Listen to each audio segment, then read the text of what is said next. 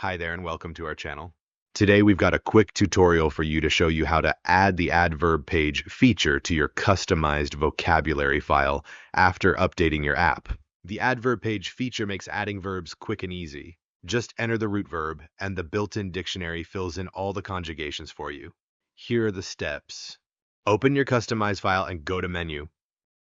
Select Edit Page and go back to Menu. Select Import/Copy Pages. Choose Import Another Page.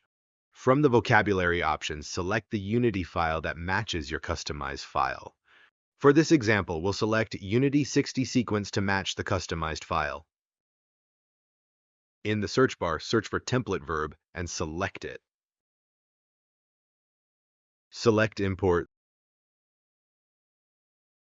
then select Done.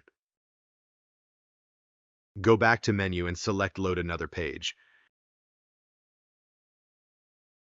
Search for template verb and select it. Then select Done. Go back to Menu and choose Edit Page Layout. Under Page Type, select Grammar Page. Then select Done. Select Save, then select Done. The Add Verb Page feature is ready to use.